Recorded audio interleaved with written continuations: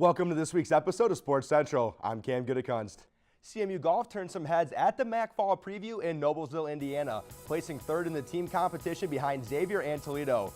The team's score of 901 is a program record. Yeah, a couple big decommits so far, like you said, from Cass Tech. Connor McKinney-Harper and Armando Dingle both decided to take a step back and decommit for the time being as National Sign Day approaches. Both still looking at the Chippewas, both in their decommitment notes. Both said they were very interested, but going to see where the program heads and who's the next leader here. But with that being said, still 18 players committed for the Chippewas as National Sign Day approaches. Roman, your thoughts on one or two of the biggest names that are going to be potentially signing with Central Michigan soon? It seems like the talk of the college football offseason has been the transfer portal, where players can submit their name to find potential suitors in the hopes of finding a new home. Central Michigan, with its coaching change this offseason, is no stranger to the portal themselves. Standout defensive end Mike Dana submitted his name to the portal, and after some speculation on if he would leave or not, we finally have the answer. Dana won't be leaving the state of Michigan, but he will be leaving Mount Pleasant as he is transferring to the University of Michigan next year.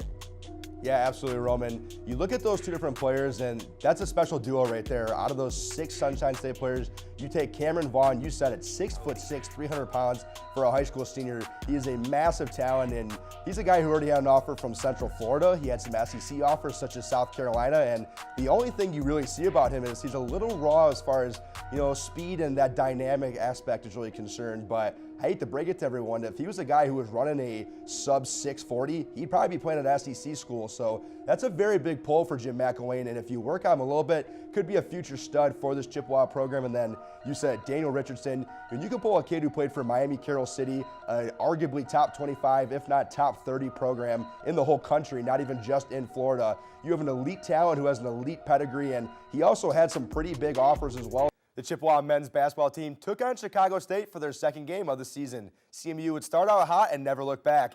The Chippewas shot 58% from the field in the first half, giving them a 61-32 lead entering halftime. Larry Austin would lead Central with 17 points, 9 assists, and 4 rebounds. Matt Beechler added 16 points off the bench, along with Romello Burrell, who tacked on another 11 for the Chips. Welcome back to Sports Central. With the baseball and softball seasons just getting underway, we're joined at the desk with play-by-play and color commentator for the Chippewa baseball and softball teams, Riley Edwards. Riley, thanks for coming on the show. Thanks for having me. Brand new sports season's up here in the spring, and why not start with baseball and the new head coach, Jordan Bischel. Riley, your initial thoughts on what we can expect from Coach Bischel here in this first season?